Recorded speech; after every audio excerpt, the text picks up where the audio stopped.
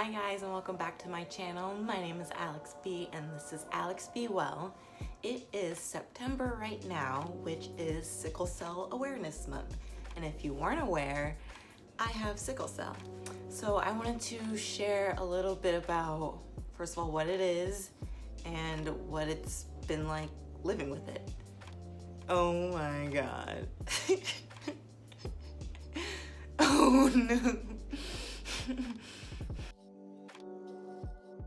It is a genetic blood cell disease where the protein hemoglobin that brings oxygen to our blood is mutated. So pretty much it fucks up our red blood cells. So a healthy blood cell is circular, it looks like a Cheerio, it is flexible, it is bendy, it's able to move freely and lives around 120 days. Whereas a sickle cell is the shape of a sickle, like a crescent moon type shape. And with these cells, they're not flexible, they're not soft, they're kind of hard, and they stay in this shape as they move through your body. Since they can't move as freely as a healthy red blood cell, then they kind of get stuck together and get jammed, and when that happens, a sickle cell pain crisis happens. Now, a pain crisis can vary between kind of like a mild achiness or paralyzing pain where you're in the hospital for a week at a time. So it can range from achy to breaky. And what can cause these crisi is dehydration. That's probably what it is for most people that have sickle cell disease. Also extreme heat, extreme cold. Getting sick, having the flu can lead into a crisis. The past few years, my period has caused some crisis. Not too bad, it's pretty mild. It's not as bad as cramps. Or what has been the most triggering thing for me in the past few years has been stress. And the pain usually takes place in your joints. A lot of the places it affects me is my chest and my back. When it's really bad, that's usually when I know I have to go to the hospital. But when it's pretty mild and at home, it's usually in my arms or maybe the top of my thighs. And to treat it is hydration, so water or Pedialyte. You're gonna wanna drink more than you think you can drink. Painkillers, those also help. Warm bath, heating pad, a little herbal medicine. Those are things that you can do to help you at home. However, if you are really dehydrated and in agony, then you're gonna need to go to the ER and get fluids and those heavy ass painkillers. I'm talking morphine, I'm talking Dilaudid, I'm talking Vicodin. So now that you know what the disease is, I'm gonna tell my experience with it. I was diagnosed at birth, so my parents knew as soon as they took me out of the hospital, you know what they had on their hands, and they educated themselves about it. And I had my first sickle cell crisis that got me admitted into the hospital when I was 3 years old. I was there for a week. I vaguely remember it. I just remember getting a lot of presents, a lot of sympathy presents. And now, since sickle cell is genetic, I have 3 siblings, so there's 4 of us. I have full-blown sickle cell. I don't know if that's the proper term, but I have sickle cell disease. And one of my brothers has the trait. When you have the trait, you don't have the disease, but you still are a genetic carrier of it, and you are more likely to pass on sickle cell to your kids if you have sickle cell trait or sickle cell. And that was caused from, I believe I was just out on the pool. I think we were living in Atlanta at the time, so it was probably really hot and just probably not hydrating well enough.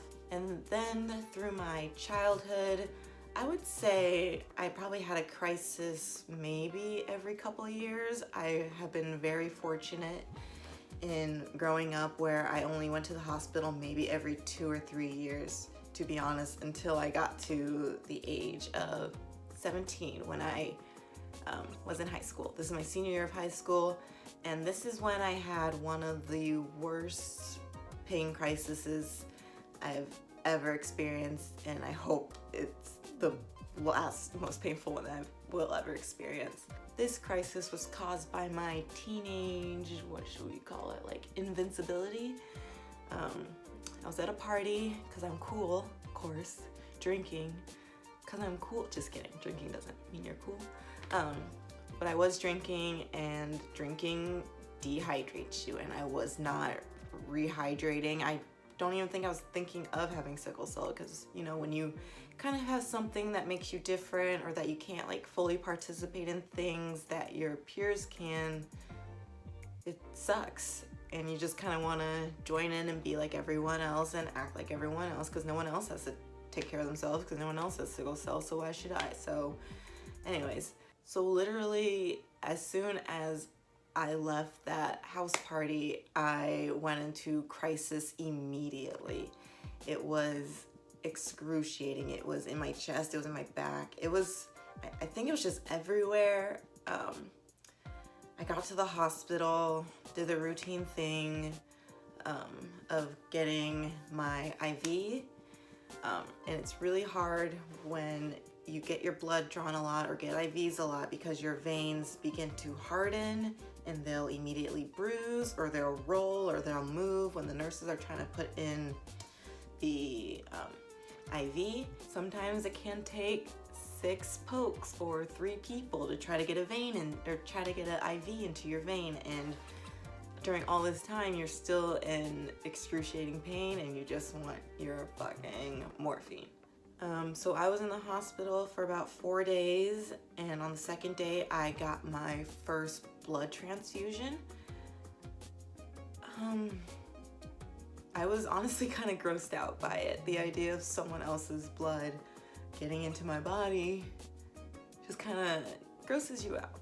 And since they couldn't get a big enough needle into me, like the needle needed for the blood transfusion, because since my veins are so small or hard, they use a baby needle or a butterfly needle, and those aren't meant for blood transfusions.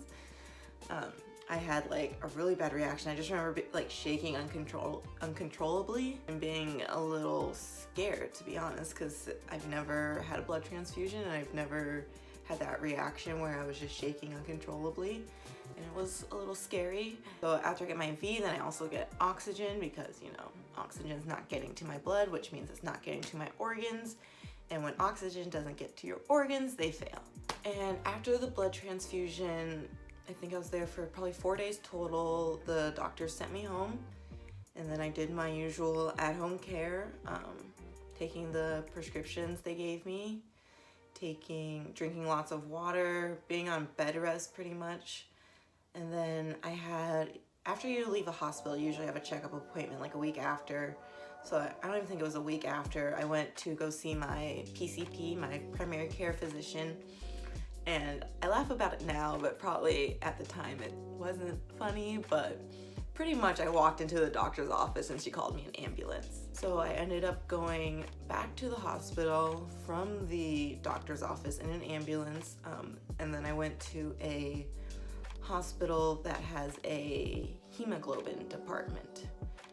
A lot of times with sickle cell, you're either in like a hemoglobin department or an oncology department. And going to the hospital, to the ER with doctors that aren't, you know, well-versed in sickle cell is very frustrating and very upsetting, because one, like when you're in the hospital so many times, you know what you need, and you you know what you need. Like you have a checklist in your head, like, okay, I need fluids, I need oxygen, I need my painkillers, and that's pretty much it. So sometimes having a doctor that doesn't listen to you, or maybe doesn't take you seriously, especially with the you know, opiate addiction and overdoses going on, you know, I feel like a lot of times they may be looking at me just like I'm some sort of drug pusher that I am just seeking. I still get upset just thinking about it. It just sucks when you're in pain and no one's listening to you. And it's like, if I wanted to get high, like heroin's cheaper. Like, why would I waste my time waiting in an ER? And then I think I was on bed, and then after I left the hemoglobin like specialty center hospital, I think I was home for probably maybe 2 weeks on bed rest. This is my senior year of high school, my second semester. And I remember going back kind of sucked because no one didn't really know what sickle cell was, and if people asked, I'd have to tell, you know, the first part of this whole video to them pretty much. Not even teachers would understand, you know, like even though I'm out of the hospital, I'm still in a lot of pain and I'm still very fatigued and I have no energy and I'm still on heavy painkiller medications trying to fucking make it to homeroom. It was probably about 2 weeks of me being late every day to school just because I was pretty much tranquilized from those painkillers and just tired. Like being in the hospital is really exhausting. And it's emotionally like exhausting. I think that this sickle cell trip my senior year of high school was kind of like the first time I was ever depressed. Thinking about it now, it's like, oh yeah, I was definitely depressed. Because when you're in so much pain and you can't wipe your own ass, like, ugh.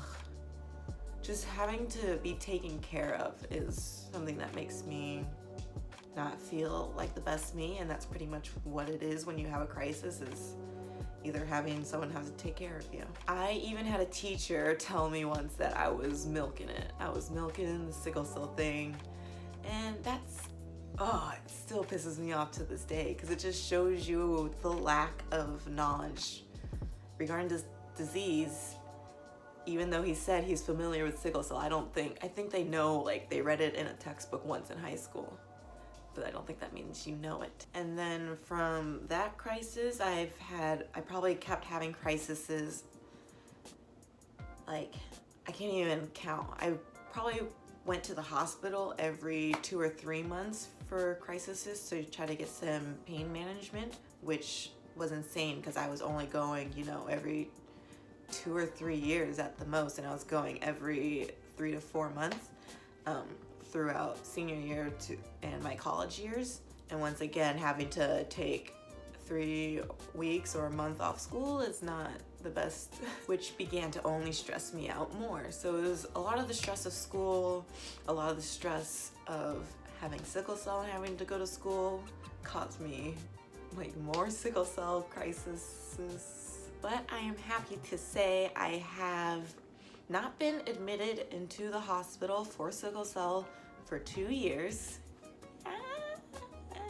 And I am just so happy and grateful to have my health. So I am 24 now, so I've had it for 24 years, and I think I've kind of figured out what my triggers are and what I need to do to make sure that the crises don't happen as often. I still get them here and there, like when I'm on my period, I do get them in my arm. And going into the hospital and people not really taking you seriously or just thinking you're there to get high and get some drugs is really annoying and really frustrating.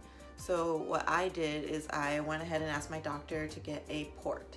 This is a portacath. It connects to one of my main arteries, and I can get blood transfusions, I can get IVs, and like any sort of pain medicine that I need, so they don't have to go through my arms 152 times. So now I can just go boop. I just don't think that sickle cell is talked about a lot. The only time I've heard it talked about on TV is in Grey's Anatomy, where Stephanie Edwards, she actually has sickle cell. I think in the show, like, she got it cured. I can't really remember. Spoiler alert.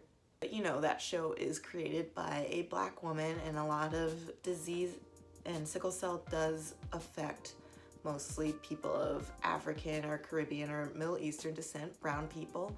And when a illness doesn't affect non-brown people, it gets looked over very easily.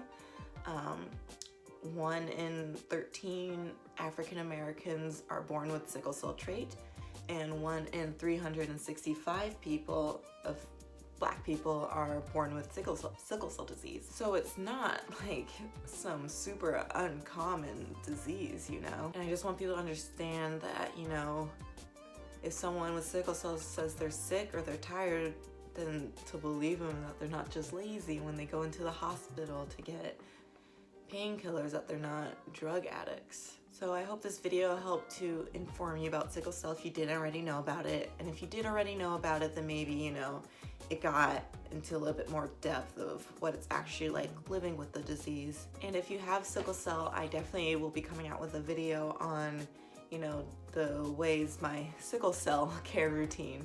I want to come out with a video with that. And if you do have sickle cell, leave a comment so I can not feel so alone in this, because it's sometimes really lonely, I'm not gonna lie. I didn't want to end on a sad note. So I'm very grateful for having my health now, and sickle cell has definitely taught me to be more aware of my body and be more conscious of how I take care of myself. I'm just so happy to be out of the hospital for 2 years. It's something I didn't think would ever happen again. Thank you guys so much for watching. If you like this video, please subscribe, and I will see you in the next one. Bye.